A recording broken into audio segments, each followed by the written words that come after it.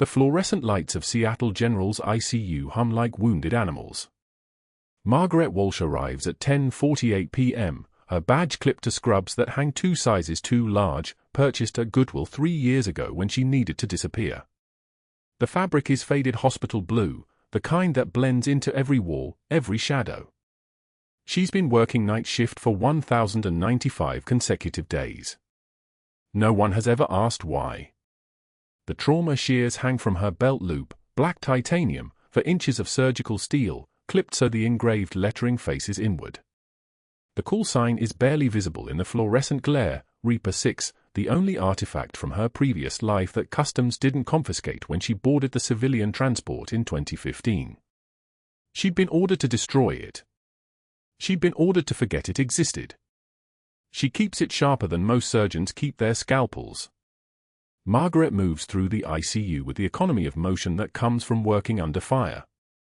Her hands check for lines with the precision of someone who once ran 12-hour trauma rotations in field hospitals built from corrugated steel and prayers. The scar running from her left wrist to elbow is hidden under a long sleeve, always, even in San Antonio heat that climbs to 103 degrees by noon. The scar tells a story. The scar is a liability. The scar stays covered. A post-op patient in Bay 7 is running a fever. Temp 38.4, climbing. Margaret adjusts the bear hugger warming blanket and checks the site of his central line. No sign of infection, no redness, no heat. The incision is clean. Vitals are stable except for the fever. She makes a note in his chart and mentally catalogues the differential, infection, reaction to the anesthesia, normal post-op inflammation. Her eyes scan the monitors like she's reading a threat assessment. Oxygen sat 97. Heart rate 78. Blood pressure 118/72. Sinus rhythm. The other ICU nurses avoid her during breaks. Margaret has noticed this for 3 years. She sits down in the break room with her coffee, black, no sugar, always the same thermos from 2014, and they leave. The room empties. Sometimes within seconds. She used to find it isolating. Now she finds it efficient. Less conversation means more time to work. Less time speaking means less chance of saying something that reveals the person beneath the faded scrubs. Dr. Richard Blackwell works the evening shift, and Margaret has learned his patterns. He arrives at 7 a.m. with a $12,000 Omega Seamaster watch and a way of moving through the ward that suggests the hospital belongs to him personally. He's 54, distinguished, the kind of man whose photo appears in the San Antonio Medical Association newsletter. His family owns property in the Hill Country. His brother-in-law sits on the hospital board. Margaret has overheard conversations in the hallway. Blackwell is being considered for chief of surgery, a position he's been positioning himself for with the methodical precision of a chess player moving pieces across a board.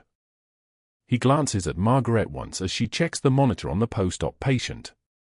His expression is the same every time, thighs that register her presence without acknowledging her personhood. Just another bedpan nurse. Competent enough for routine work, not worth remembering. The elevator dings at 11:34 p.m. Orderlies wheel in a gurney, moving fast but not panicked. The man on the stretcher is conscious but delirious, his eyes unfocused, his breathing shallow. He's wearing civilian clothes, khakis, a polo shirt, but a military insignia is still clipped to his jacket. Colonel insignia. Air Force. Margaret recognizes it because she'd spent 11 years around officers wearing the same rank. The attending physician reads off vitals, male, 63, admitted with acute compartment syndrome in the right leg, calf is tense, skin is pale, pain out of proportion to exam findings. Blood pressure is low, 94/56, heart rate 118. He's been symptomatic for approximately 4 hours. Margaret's hand freezes on the bedrail in Bay 3. She knows that face. Grey hair going white at the temples. That specific arrangement of facial features, the nose broken twice and never reset properly, the thin scar above his left eyebrow that he got during a rugby match at the academy. She knows that face because it appeared on the video screen during her tribunal, 9 years ago, in a classified courtroom at Joint Base San Antonio, Lackland. She knows that face because it was the face of the officer who signed the order that erased her. Colonel James Hartley. The man who'd court-martialed her for unauthorized extraction. The man who'd sat behind a desk with two other officers and decided that her mission to pull Senator Caldwell's son out of a collapsed building in Fallujah constituted a violation of her operational mandate. The man who'd written the recommendation that her service record be classified and sealed. Buried. The man who'd made sure that every photograph of her, every official document with her name, every record of her existence in the military was filed under Executive Order 13526 and locked away where civilian employers couldn't find it. She'd ceased to exist. Officially. Legally. She'd become just Margaret Walsh, just a night shift nurse in San Antonio, pushing beds and wiping monitors and pretending she'd never held anyone's life in her hands while missiles screamed overhead. Hartley's eyes are unfocused. He doesn't recognize her. He's in too much pain, too much shock, his pupils dilated and his breathing coming in shallow gasps. The compartment syndrome is critical. Muscle tissue is dying.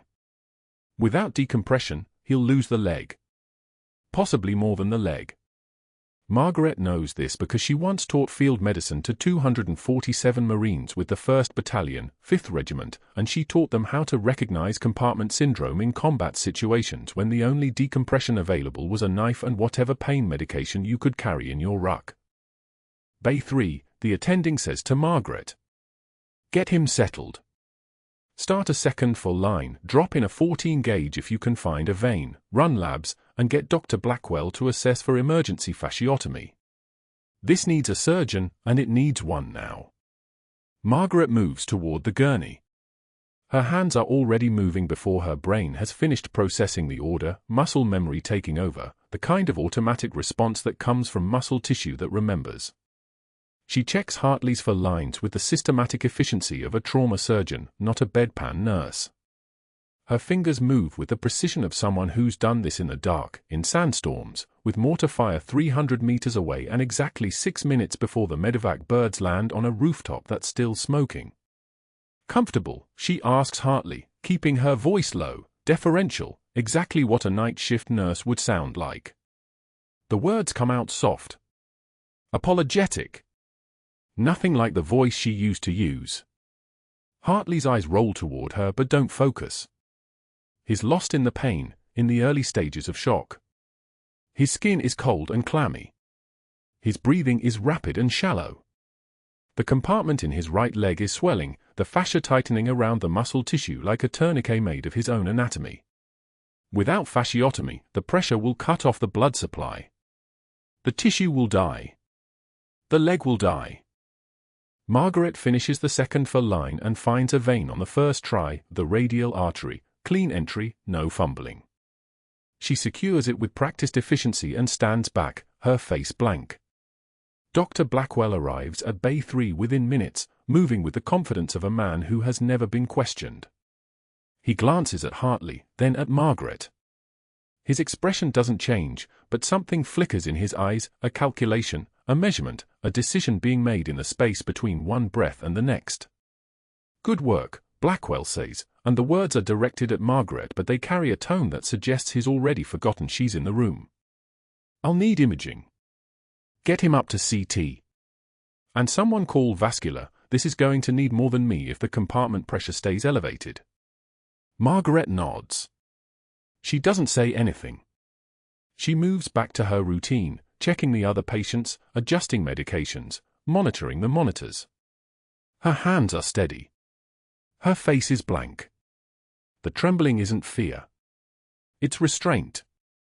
Hartley lies in Bay 3, his leg swelling, his vitals declining, and Margaret Walsh moves through the ICU like a ghost, like someone who'd already learned how to be invisible, how to survive by not being seen, how to exist in the margins of a place where she was never supposed to be. The fluorescent lights buzz overhead. Rain hammers the windows. And in the corner of the ICU, clipped to a faded scrub belt, the trauma shears gleam with the inscription of a call sign that no one here knows, that no one here would recognize, that belongs to a woman who'd been ordered never to speak that name again. But that wasn't the worst part. The worst part was that Hartley was still dying, and the only person in the hospital who knew exactly how to save him was the one person he'd spent 9 years pretending never existed. Morning rounds at Seattle General started at 6 a.m., and Dr. Richard Blackwell entered the ICU like a man accustomed to rooms reorganizing themselves around his presence. His white coat hung perfectly pressed, the crease so sharp it could have drawn blood.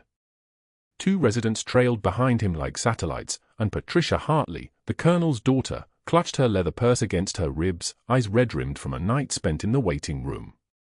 Margaret was already at her father's bedside, checking the circulation in his left leg, her fingers steady as she assessed the compartment firmness. The thigh was swelling. Bad.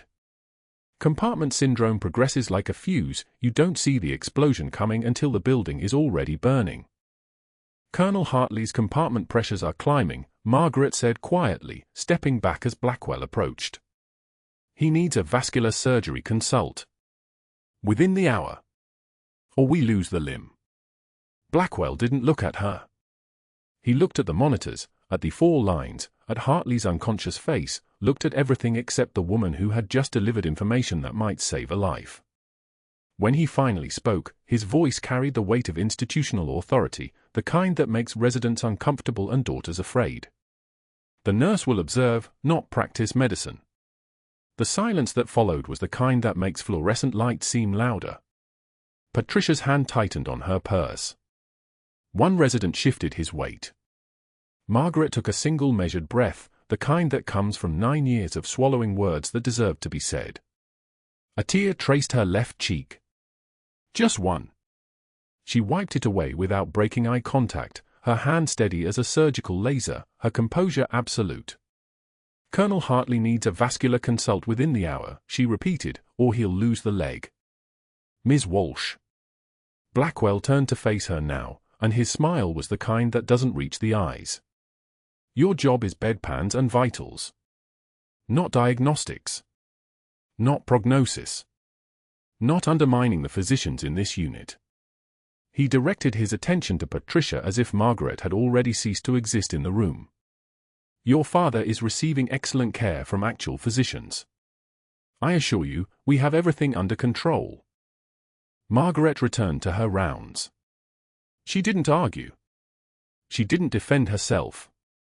She moved to the next patient with the same precision she'd used to field strip weapons in the dark, each motion economical, purposeful, invisible. But Blackwell was watching. His jaw had tightened just slightly, a micro-expression, barely perceptible, but it was there. Margaret's composure, her absolute refusal to crumble, to argue, to give him the satisfaction of a reaction, it had triggered something in him. Something that made destruction feel necessary. By 2 p.m., Margaret entered the break room with her lunch, a sandwich in a paper bag, nothing fancy, nothing that announced itself. 4 nurses sat at the scarred plastic table, eating quietly.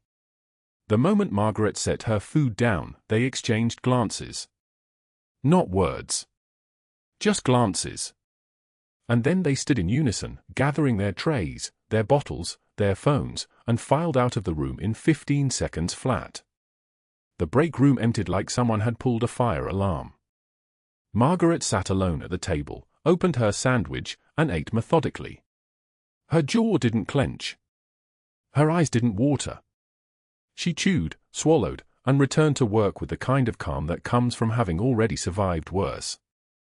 By 4 p.m., everyone on the unit could read the notice posted on the board by the nurses' station.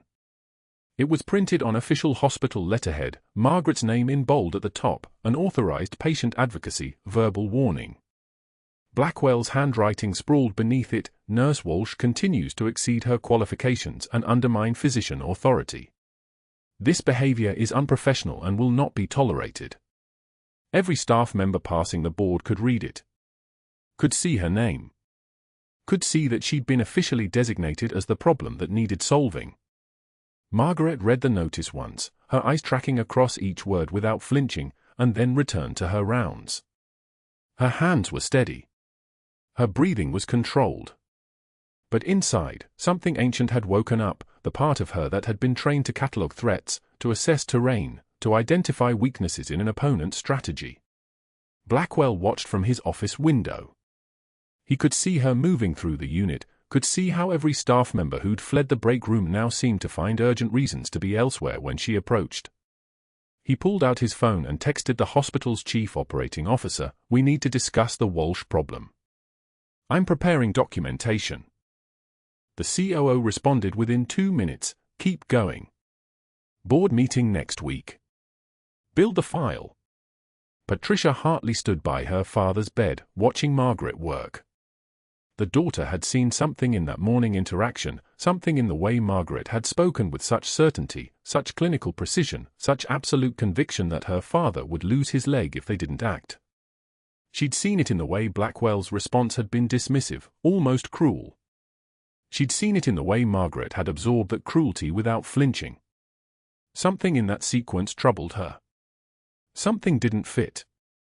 That night, the ICU settled into its familiar rhythm, the hiss of ventilators, the beep of monitors, the soft padding of footsteps on tile. Margaret took her position at the central station, monitoring 4 patients, her attention rotating through their vital signs like a conductor working a symphony. Hartley drifted in and out of consciousness, his sedation making his words slurred and fragmented. He muttered about buildings collapsing. About fire. About orders that came down from the Pentagon with classification stamps so high that even people in the room weren't cleared to read them. At 11 p.m., the compartment pressure readings began their climb. 35 millimeters of mercury. Still in warning range, but the trajectory was wrong. Margaret paged the on-call vascular surgeon. No response. She tried again. Nothing. She called the OR directly and spoke to the charge nurse, a woman named Delia who'd worked with her for 2 years. "All ICU surgical consults are routing through Dr. Blackwell first," Delia said quietly. That was the new protocol he implemented yesterday. And he's not answering his page. 42 mmHg. Margaret understood exactly what was happening. Blackwell hadn't become chief of surgery by being stupid. He'd calculated that a delayed consult would either force Margaret to escalate the issue herself, creating paper trail documentation of her undermining his authority, or it would result in her standing by while a man suffered tissue death from compartment syndrome. Either way, he won. Either way, he had leverage. Either way, she was the problem that needed to be solved. 48 mmHg. 30 minutes at this rate. Maybe less. After 30 minutes, the muscles and nerves inside the leg would begin to die. It wouldn't be painful for the patient, they'd already be sedated, but it would be permanent.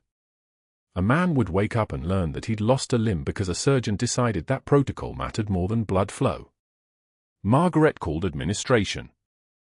The night supervisor was dealing with an emergency in the ER and couldn't speak. She left a message. She sent an email to the on-call vascular team. She followed every protocol that existed to escalate this situation through proper channels. And then she looked at her trauma shears. The ones that hung on her belt beneath her scrubs, the ones she hadn't used outside a hospital in 9 years. The ones with the callsign engraved on the blade, Reaper 6. 52 mmHg. She thought about the choice. The clean choice, the safe choice, the one that protected her position at Seattle General and her quiet life in San Antonio and her anonymity in a city where nobody asked questions and nobody cared what her hands had done before she started pushing bedpans. The choice that meant standing by while Hartley lost his leg. She thought about the Fallujah mission, the senator's son trapped in a collapsed building, enemy fire walking through the rubble like an active predator, her team moving with the terrifying fluid precision of apex predators, extracting the boy while rounds tore through the night. She thought about the tribunal. About Hartley's face as he read charges that were fabricated to justify burying the whole operation under classification stamps. He'd been following orders. Just like she had been. At 1:16 a.m., Margaret locked the ICU bay door. Her hands moved on their own, muscle memory taking over, the kind of muscle memory that comes from 9 years in the dark, learning skills that were supposed to stay buried forever. The pressure readings climbed like a countdown to catastrophe. Margaret stood at the bedside monitor, watching the numbers spike across the screen, compartment pressure in Hartley's left leg rising past 40 millimeters of mercury, then 50, then climbing into the red zone where tissue death became inevitable. It was 2:07 a.m. The fluorescent lights hummed their midnight song, and the ICU held that particular silence that only exists when most of the world sleeps and the rest fight to stay alive. She had paged the on-call surgeon 4 times. The first page at 1:52 a.m. The second at 1:58. The third and fourth came with increasing urgency markers, but the phone remained unanswered in some dark bedroom across the city, in some surgeon's home where comfort mattered more than a patient's timeline.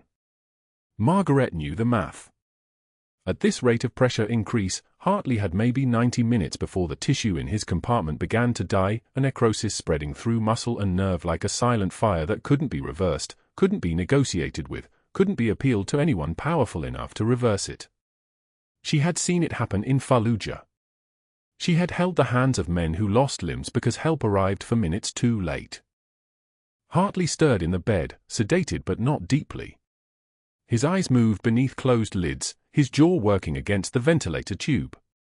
He didn't know what was happening to his leg. He didn't know the clock was running. Margaret placed a hand on his shoulder, not a nurse's touch, not a comforting gesture, but a communication. A promise. The same pressure she had used 18 years ago when a Marine named Gator lay bleeding in a collapsed building in Jolan district and she had looked him in the eye without words and told him everything with a single hand on his chest. The on-call surgeon didn't answer the 5th page. Margaret made the decision at 2:13 a.m. It wasn't rebellion, exactly. Rebellion implies hesitation, and there was no hesitation in what she did next. It was inevitability. It was the same inevitability that had made her pull a senator's son out of rubble when no one else would go in, that had made her hold pressure on a wound while rounds came in from 3 directions, that had made her understand, in the deepest part of herself, that some moments don't give you the luxury of following someone else's rules. Some moments give you only the choice between 2 futures, and one of them ends with a man losing his leg. She locked the ICU bay door. The click of the lock was a sound like a promise being sealed. Margaret moved to the supply cart with a kind of efficiency that looked like routine but was actually something else entirely, the muscle memory of hands that had learned to work in darkness, under fire, with nothing but a headlamp and a prayer. She gathered what she needed. Antiseptic solution, povidone iodine in a glass bottle, the same rust-colored liquid she had used in field hospitals 18 years ago. Local anesthetic, she drew 20 milliliters of 1% lidocaine into a syringe, the needle thin and precise. Her trauma shears from the pocket of her scrubs, the steel worn smooth from use, the handle shaped to her hands the way tools shape themselves over time, over repetition, over 1,000 moments in the dark. The blades caught the fluorescent light as she laid them on the sterile field, and for just a fraction of a second, she could see the engraving on the handle, Reaper 6. The callsign she had been ordered to forget. The callsign that was carved into her bones deeper than her own name. She set up a sterile field on the bedside table, blue surgical drapes that smelled like sterile packaging, like the manufactured clean that hospitals believed in. She put on fresh gloves with a snap that sounded like a starting gun, and she positioned the light, angled the bed, prepped the skin on Hartley's lateral lower leg with antiseptic in broad, methodical strokes.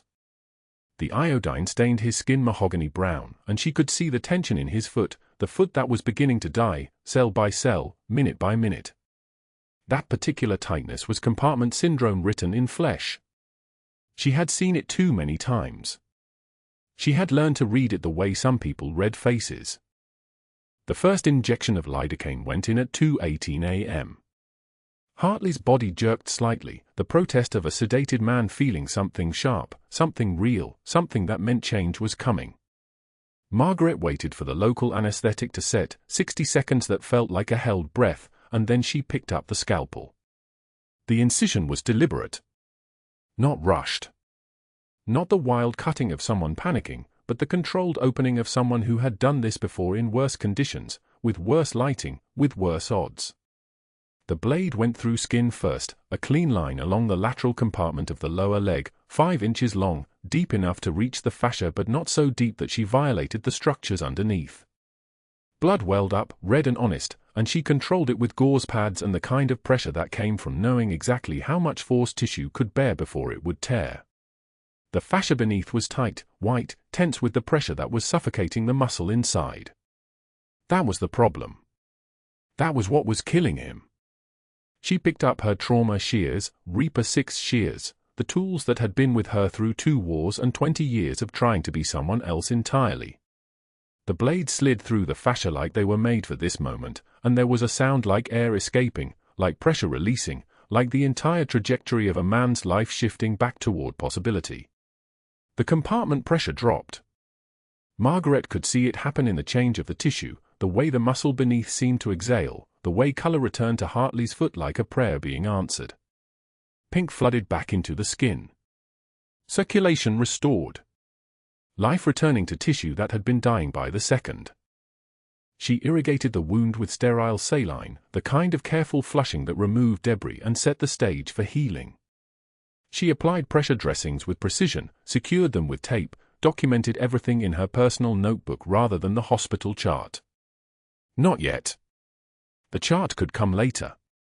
Right now, documentation was for herself, a record that this had happened, that someone had made a choice, that a man's leg had been saved at 2:34 a.m. by a nurse in a locked ICU bay while the rest of the city slept. She unlocked the door at 2:36 a.m. The nurse's station was empty, the way it always was in that pre-dawn vacuum when the night shift was thin and no one was awake yet to question why anyone would be moving through the hallways. Margaret returned to the computer and updated Hartley's chart with the kind of clinical language that was true but incomplete, emergency fasciotomy performed for compartment syndrome. Patient stable. Awaiting physician assessment. She paged the on-call surgeon again, marked it urgent, and then she walked to the sink and began cleaning instruments with the methodical precision of someone who had done this 1,000 times before.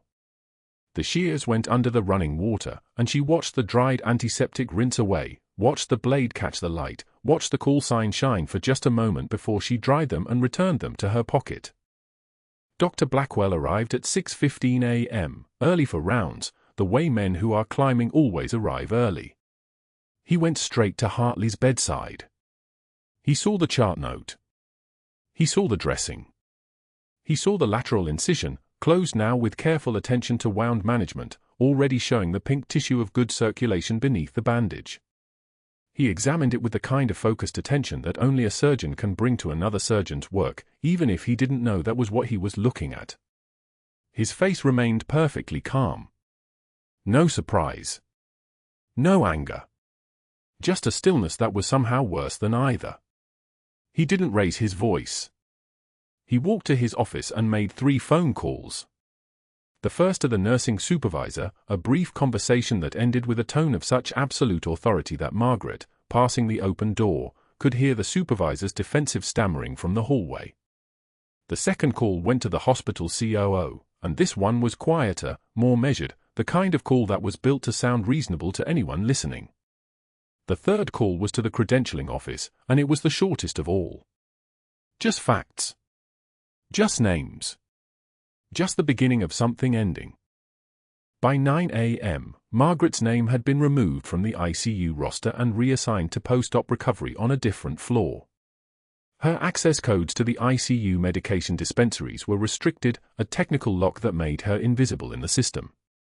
By noon, a file sat on the COO's desk with her name on the tab. Gross procedural violations. Practitioner impersonation. Patient endangerment. Blackwell's covering memo was a masterpiece of calculated language, every word chosen to seem professional, objective, worried about liability and the integrity of the medical hierarchy. He scheduled the board review for Friday. 2 days away. But what he didn't know, what no one knew except the man whose leg had been saved and was still sleeping off the sedation, was that Margaret Walsh, the old nurse in the faded scrubs, had just made a choice that was going to change everything. She had picked a lock. She had performed a surgery. She had saved a life.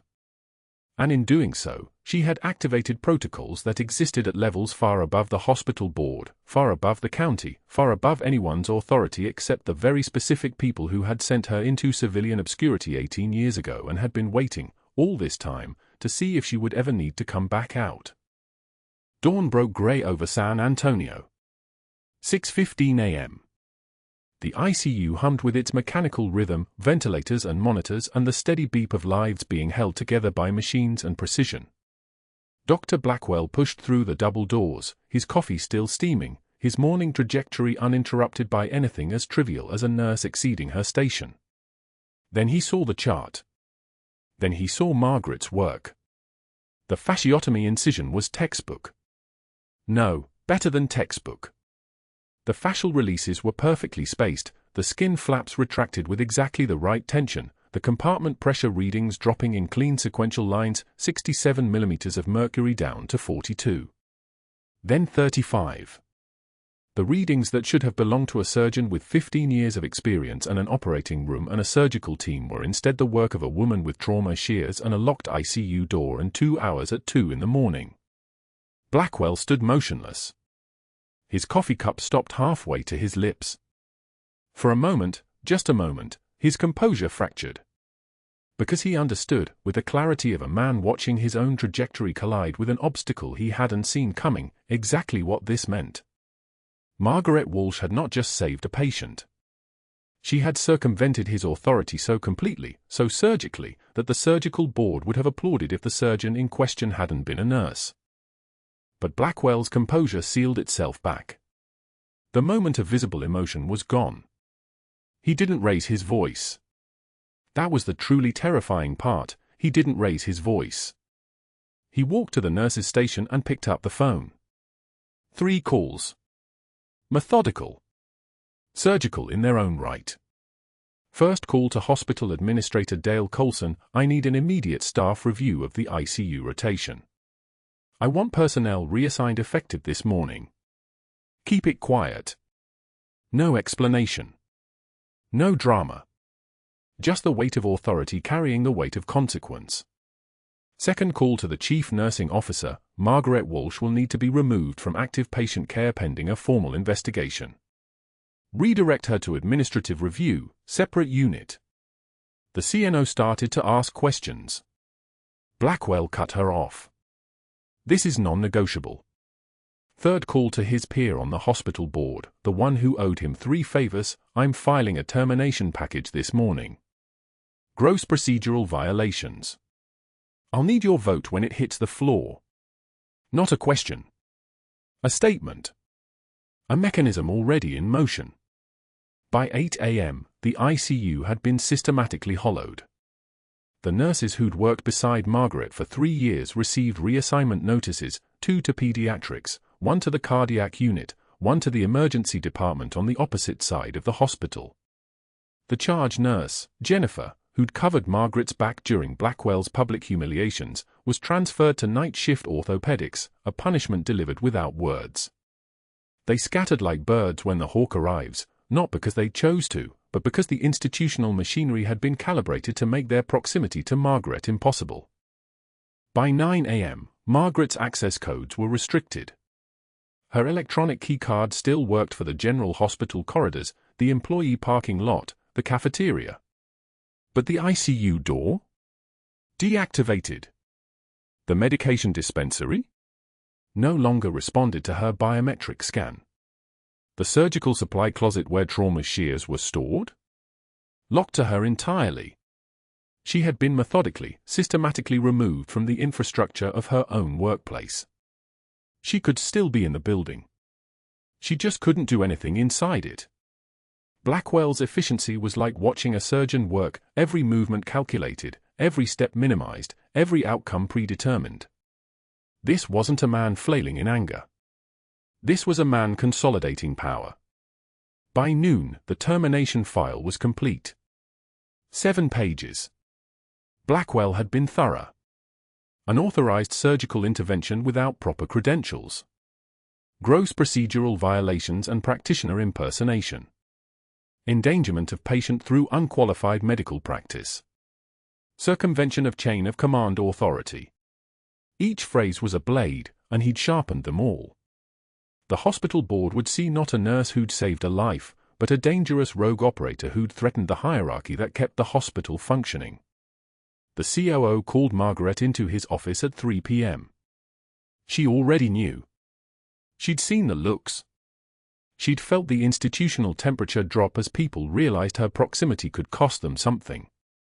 The termination letter was brief, effective immediately. Security would escort her to the exit. She was handed a box for her personal items. No hearing. No appeal. No due process. Blackwell's influence reached deep enough that due process had become optional. Margaret cleaned out her locker in silence. A photo of her parents, their faces sun-darkened and smiling from a beach in 2004, before everything changed. A coffee mug someone had given her during her first shift, chipped now on the rim. Her trauma shears, the one she'd held at night at 2 a.m., the ones with the callsign engraved on the handle, the callsign she'd been ordered never to speak. She set them gently in the box, where they lay like a secret waiting to be discovered. Security walked her to the employee exit. The young officer, couldn't have been more than 24, looked uncomfortable, like he knew he was walking out a hero, but his job required him to make her exit look like a termination. They didn't speak. There wasn't anything to say that would fit inside the narrow space of protocol. Thursday morning, she returned to retrieve her final paycheck from the administrative office. The hospital felt like foreign territory now. The fluorescent light seemed too bright, or maybe she was seeing the hospital through different eyes now, not as a place where she belonged, but as a place where she'd been temporarily tolerated. She saw Blackwell through the window of the medical records office, laughing with two board members, his trajectory to the board unimpeded, his ascent already calculated in the minds of people who didn't yet know what they'd backed. That evening, Margaret stood in the hospital laundry room. She still had her volunteer badge, security hadn't revoked it yet, probably wouldn't bother, probably figured a terminated nurse had no reason to return to the place that had just destroyed her. The laundry room was empty, the industrial washers silent, the evening shift having cycled through and out. She held the folded scrubs in both hands. 3 years of blue fabric, worn thin at the elbows, faded from countless shifts and bleach cycles and 12-hour rotations where she'd stood for so long her feet had forgotten what standing felt like. She smoothed each crease.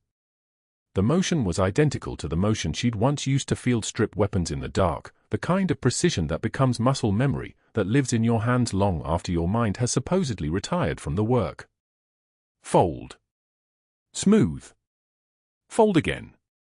Each movement exact, each crease sharp enough to cut. Invisible. That was the word that kept returning to her thoughts. She'd survived Fallujah by being the person nobody noticed, the one moving through the chaos with purpose, making it happen, disappearing before anyone realized what had actually been accomplished. She'd survived the tribunal and the erasure by accepting Margaret Walsh the nurse. By accepting that invisibility was survival. By understanding that if nobody knew who she was, nobody could hurt who she'd been. 18 years. 18 years of being nobody. 18 years of hospital floors and bedpans and the kind of quiet dignity that came from knowing exactly how small the world thought you were. And she'd been good with that. She'd been fine with that. She'd built a life in the margins, a life that didn't ask for anything except to be let alone. She set the folded scrubs on the counter. 3 years, reduced to a box of belongings and a termination letter and a shift supervisor she'd never see again. She walked out of the laundry room, and the door swung shut behind her with a soft hiss of compressed air. Meanwhile, in his office 2 floors up, Dr. Blackwell was building his board presentation. He wanted documentation. He wanted the termination to feel inevitable, a necessary correction to a system that had temporarily malfunctioned. He wanted to close the Margaret Walsh file completely and move forward to his board candidacy, the trajectory that would make him not just a surgeon but an administrator, not just a healer but a decision-maker. He accessed her personnel records on his secure terminal. Her file was thin. 3 years, spotless reviews, nothing that suggested anything except competence. One disciplinary note from this week, his own write-up about unauthorized patient advocacy. He clicked on her employment application, looking for prior work history. The system lagged. Then the entire screen went black. A password prompt appeared, classified, Department of Defense access required. His screen flickered. Then displayed a single document, heavily redacted, the kind of document that didn't exist in normal civilian hospitals, the kind of document that made the walls feel like they were suddenly made of something thinner than he'd thought. Margaret's photo. Her name. And words he had no business reading. Master Chief Petty Officer, Special Operations Command. His coffee had gone cold an hour ago. But that wasn't the worst part. The worst part was that now he'd seen it, the system would log that he'd seen it, and somewhere far above this hospital, far above San Antonio, far above anything his board candidacy could protect him from, someone would know that a civilian surgeon had access to classified military file. Someone would be notified. Someone always was. Friday morning at Seattle General, Dr. Richard Blackwell sat at his desk with Margaret's personnel file open, cross-referencing it against the hospital's legacy database. He wanted ammunition. He wanted specificity. He pulled a classified military portal login, something a hospital administrator shouldn't have access to, but the board had granted it years ago for background verification purposes. He typed her name.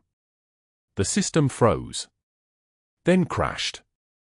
Then rebooted itself. He tried again. The same thing happened twice more, each crash accompanied by a digital shriek from his motherboard, as if the network itself was rejecting his intrusion. On the third attempt, a single document loaded. Not a summary. Not a redacted file. A full photograph and a classification header that made his stomach drop like a sandbag from a helicopter. Master Chief Petty Officer Margaret Walsh.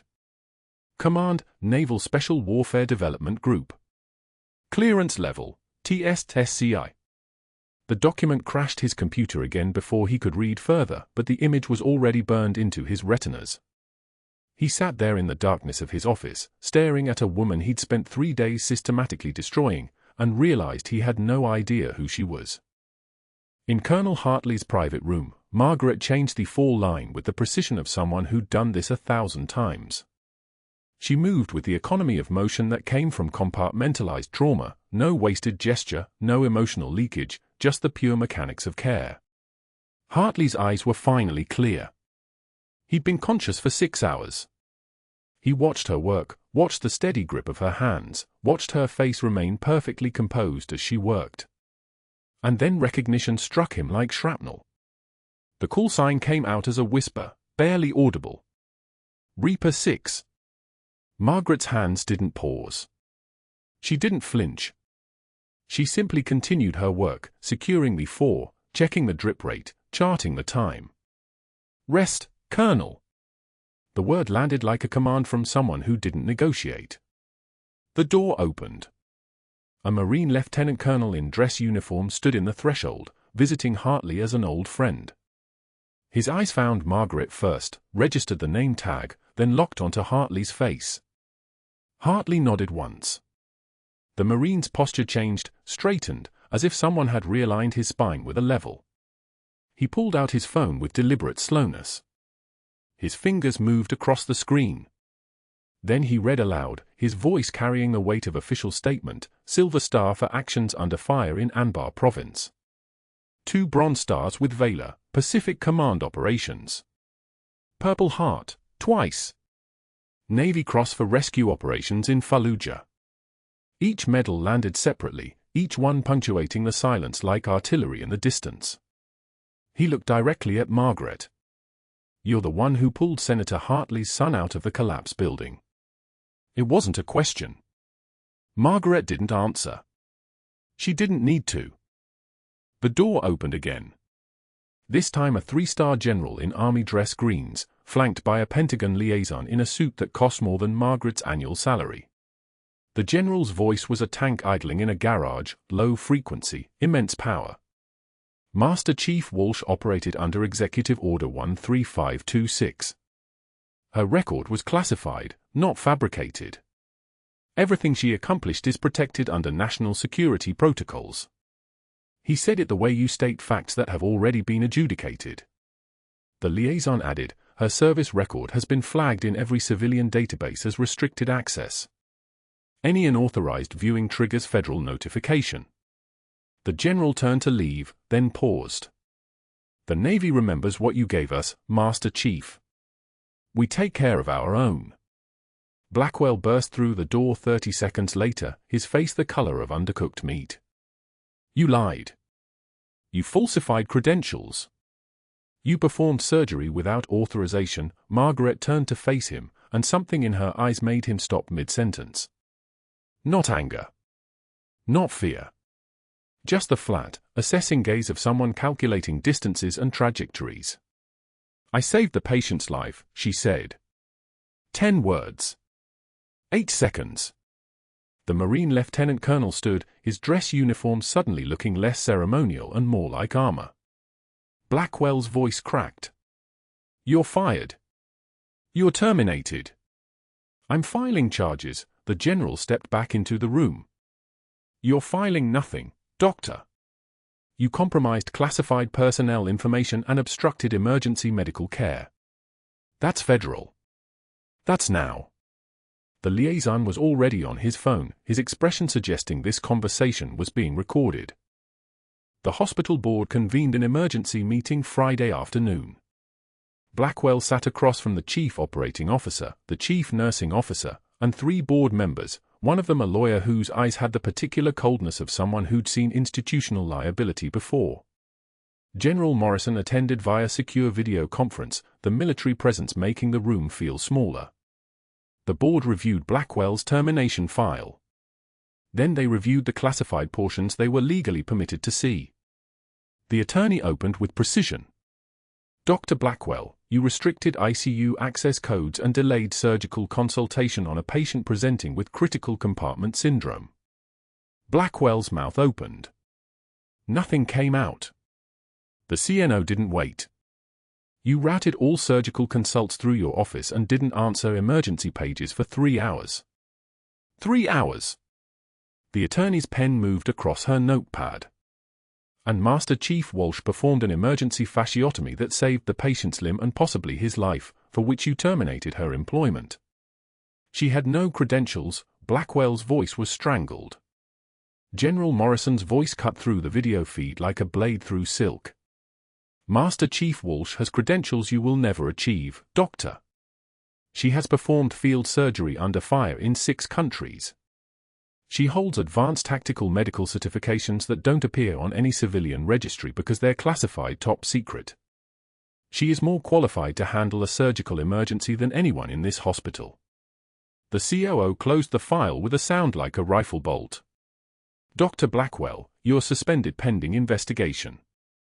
Security will escort you out of the building. Blackwell stood, his chair scraping backward. You're siding with her? I built this department. You nearly killed a patient to protect your ego. Patricia Hartley's voice came from the doorway. She'd been allowed to observe. Her voice carried the particular authority of someone who'd just learned that the woman who saved her father's life had been fired for doing exactly that. And you terminated the woman who saved him. That evening, Blackwell sat in his home office with a tumbler of scotch, watching his reputation collapse like a building after demolition charges. The hospital statement was a masterpiece of bureaucratic damage control, personnel matters under review, commitment to patient safety, investigation ongoing. Then his phone rang. A local news producer. She'd heard rumors. Decorated nurse. Wrongful termination. Military background. They wanted his side of the story. Blackwell saw opportunity like a man drowning sees a rope. He could control this. He could explain the protocols, the necessity of hierarchy, the liability concerns. He could make himself the reasonable one. He accepted the interview for the 6 o'clock broadcast. At 6:07 p.m., Dr. Richard Blackwell sat across from news anchor Rachel Dominguez in the KSAT studio, the red light glowing like an ember. Rachel introduced the segment with clinical precision, decorated nurse fired after saving patient's life. Blackwell leaned forward, his voice steady, authoritative. Ms. Dominguez, hospitals have protocols for a reason. Patient safety requires clear chains of command. When a nurse, regardless of her background, performs procedures beyond her scope of practice, she endangers not just that patient, but the institution's credibility. Rachel's expression shifted. Her earpiece crackled. Dr. Blackwell, we have a call. General Marcus Stevens, Commandant of the Marine Corps, is calling from the Pentagon. The screen split. A four-star general in dress blues appeared, his chest a garden of ribbons, his presence making the camera lean backward. Blackwell's hands went numb. General Stevens spoke with the calm authority of a man who commanded 180,000 Marines. Dr. Blackwell, I'm watching your interview. I wanted to clarify some facts for your viewers. Master Chief Margaret Walsh is one of the most decorated special operators in modern military history. Her work is classified, but I can tell you she saved 47 American lives in combat situations, including the son of a sitting U.S. Senator. You attempted to fire her for saving a patient when you failed to answer emergency pages. You then went on national television to discredit her. Blackwell tried to interject. The general continued, his voice never rising, never needing to. The Marine Corps takes care of its own, Doctor. We don't forget. And we don't forgive those who attack our heroes. The interview ended. The clip went viral in 57 minutes. 2 days later, Margaret's phone rang. Washington, D.C. area code. A military aide with a voice like polished brass informed her that the President of the United States requested her presence at the White House in 6 days. The ceremony would be held in the Rose Garden. She stood in her small apartment, still unemployed, still invisible to everyone except the people who mattered, and said quietly into the phone, "I'll be there." The Rose Garden ceremony occurred on a clear November morning, the kind of day that feels like confirmation. Margaret wore a simple dress that hadn't seen daylight in years.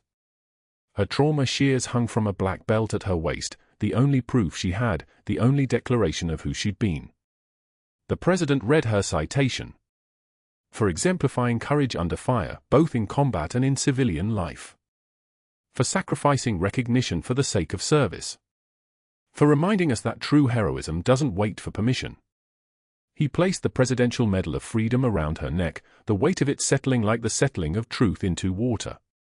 Colonel Hartley sat in the front row, leaning on a cane, his leg saved, his debt acknowledged. Patricia Hartley held his hand. After the ceremony, Hartley approached Margaret. "Master Chief, I owe you an apology 9 years overdue." Margaret met his eyes. "You followed orders, sir." "So did I." Hartley nodded. "I'm recommending your record be declassified and your rank fully reinstated." She shook her head once. "I don't need the recognition, Colonel. I just needed to do the job." 6 months later, Dr. Richard Blackwell's medical license was suspended by the Texas Medical Board. Federal charges for violating the Espionage Act, accessing classified documents without authorization, were filed. His hospital privileges were permanently revoked. The lawsuit from Seattle General's malpractice insurance carrier was still pending. He found work driving a medical supply van through San Antonio traffic, delivering bedpans and linens to hospitals across the city, including Seattle General. One Tuesday morning, he wheeled a cart of supplies into the ICU. Margaret's trauma shears sat in a glass display case by the nurse's station, mounted on blue velvet, the engraving gleaming under the fluorescent lights. Reaper 6. The plaque beneath read, "Master Chief Petty Officer Margaret Walsh, Navy Cross, Presidential Medal of Freedom." Power is not a title. Power is the ability to help. Blackwell stared at it for a long moment. Then he wheeled his cart toward the service elevator. Margaret, now reinstatement as Director of Emergency Medical Services at Seattle General, walked past him in the hallway. She didn't recognize him. He was invisible now. Just another supply driver. And that was the only punishment that mattered. Hit like if this story got you. And tell me, have you ever been underestimated at work, only to prove them all wrong? I read every comment. Subscribe if you haven't already.